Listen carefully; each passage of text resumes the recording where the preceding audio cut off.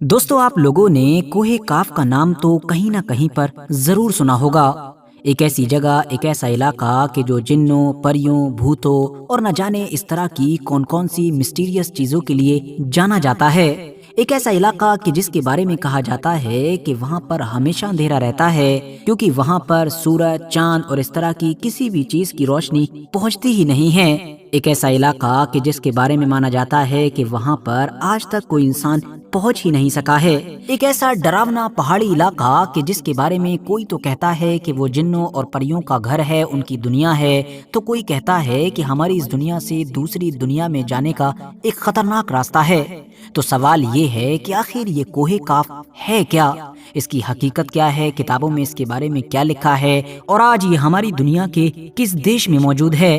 तो चलिए कोहे काफ से जुड़े सारे ही सवालों के जवाब जानने की कोशिश करते हैं। मगर उससे पहले मेरी आप लोगों से एक छोटी सी रिक्वेस्ट है कि अगर आप लोगों ने मेरा सेकंड चैनल कि जिस पर मैं न्यूज़ और मेनली इसराइल और फिलिस्तीन के मैटर को कवर करता हूँ उसको सब्सक्राइब नहीं किया है तो डिस्क्रिप्शन और कमेंट्स बॉक्स में दिए गए लिंक के जरिए से कर सकते हैं। बाकी यूट्यूब पर साजिद ज़ुहैब लिखकर भी सर्च कर सकते हैं। अब अगर टॉपिक पर वापस आएं तो दोस्तों, आप लोगों का ताल्लुक जब इंडिया, पाकिस्तान और बांग्लादेश जैसे इलाकों से है तो आप लोगों ने कोहे काफ से जुड़ी हुई इस तरह की कहानियां और फिल्में जरूर देखी और सुनी होंगी। इन फिल्मों में और इन कहानियों में ये बताया जाता था कि किस तरह से एक बड़े बादशाह की खूबसूरत बेटी को या किसी परी को कोई जिन, कोई देव कैद करके ले जाता था और कोहे काफ के खतरनाक पहाड़ों में मौजूद किसी महल के अंदर कैद कर देता था और बाद में कोई गरीब लड़का या फिर नेक शहजादा एक बड़ा ही मुश्किल सफर तय करने के बाद और खतरनाक चीजों का सामना करने के बाद उस परी को या उस शहजादी को वहां से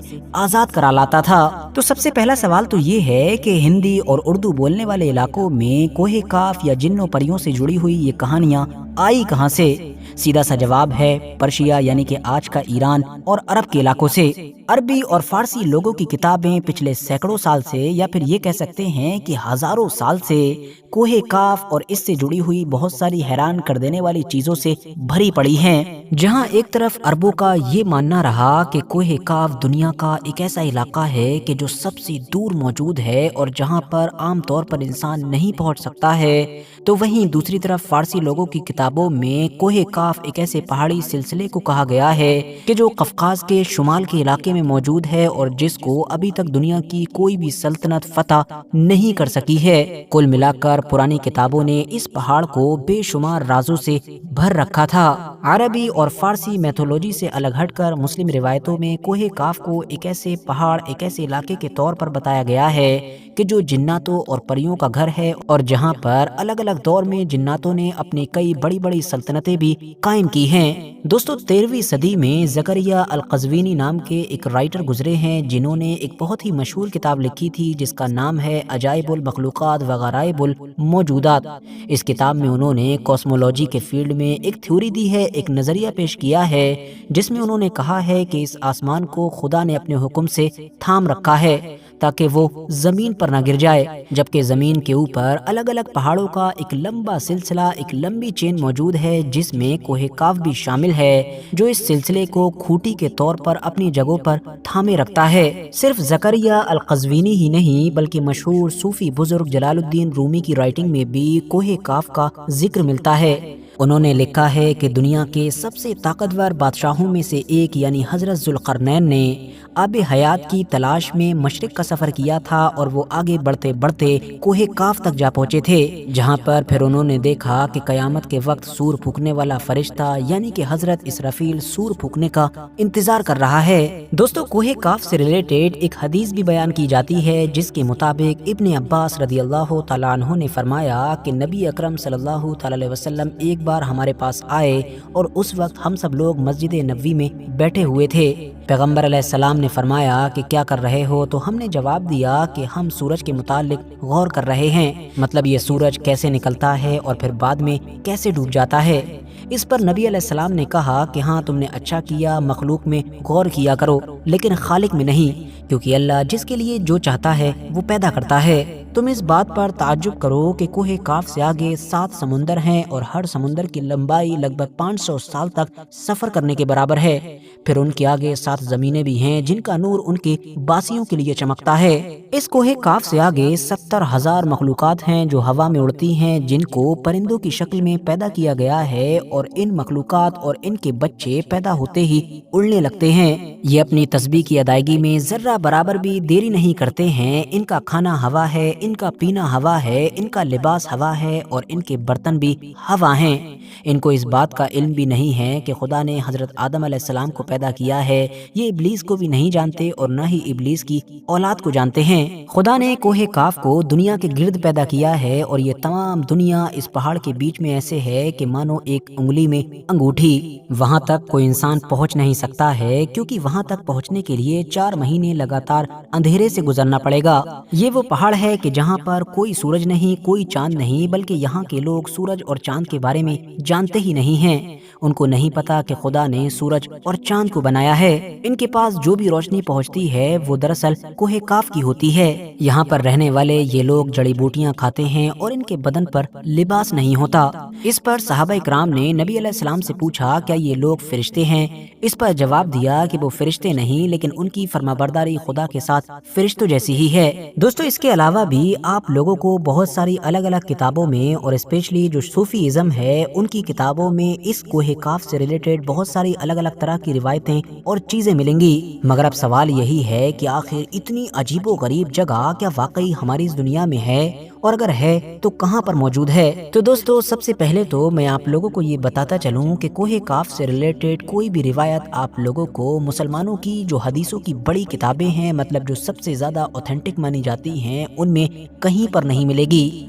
और जो रिवायत, जो हदीस मैंने आपको अभी सुनाई और जो काफ़ी मशहूर भी है, वो दरअसल तारीख़ तबरी में मौजूद है, जो 9वीं और 10वीं सदी के एक मशहूर स्कॉलर और हिस्टोरियन अल तबरी ने लिखी थी। वैसे तो ये जो अल तबरी हैं ये मुस्लिम हिस्ट्री में बहुत बड़े स्कॉलर माने जाते हैं, जिन्होंने तफसीर, तारीख़ और इसके अलावा बहुत सारे अलग अलग फील्ड में बड़ी बड़ी किताबें लिखी हैं। लेकिन जहाँ तक मामला ख़ास तौर से इतिहास का है, यानी हिस्ट्री का है, तो इस मामले में इनके ऊपर ये इल्ज़ाम भी लगाया जाता है कि इन्होंने अपनी किताब में हिस्ट्री के साथ साथ जो अरबी या पर्शियन मैथोलॉजी थी उसको भी शामिल किया है। और कोहे काफ से जुड़ी हुई चीज़ें भी शायद मैथोलॉजी का ही हिस्सा थीं जो इन्होंने अपनी तारीख़ की किताब में शामिल की, और इसके बाद वो इस किताब के ज़रिए से ही पूरी मुस्लिम दुनिया में पॉपुलर होती चली गईं। अलग अलग दौर में जो बहुत सारे मुस्लिम स्कॉलर्स ने कोहे काफ से रिलेटेड चीज़ें लिखी, या आज भी जो कुछ हम सुनते हैं वो ज़्यादातर चीज़ें इन्हीं की किताब तारीख़ तबरी से निकली हुई हैं। आसान भाषा में कहूँ तो आप ये समझिए कि अरब वर्ल्ड में और साथ ही साथ पर्शियन वर्ल्ड में भी कोहे काफ से रिलेटेड ये सारी मैथोलॉजी, ये सारे किस्से, कहानियाँ नस्ल दर नस्ल नबी अलैहिस्सलाम के इस दुनिया में आने और फिर नबूवत का दावा करने से बहुत पहले से चली आ रही थीं। फिर हुआ ये कि जब बड़ी तेजी के साथ पूरे ही अरब वर्ल्ड में और फिर साथ ही साथ पर्शिया यानी आज के ईरान में इस्लाम फैला, तो मुसलमान हो जाने के बाद भी इन इलाके के लोगों में कोहे काफ से रिलेटेड ये सारी कहानियाँ या तो बिल्कुल वैसे ही या फिर थोड़े बहुत बदलाव के साथ मौजूद रहीं। और फिर बाद में जब इस्लाम हिंदुस्तान के इलाके में भी फैला तो कोहे काफ से रिलेटेड ये सारे इन्फॉर्मेशन भी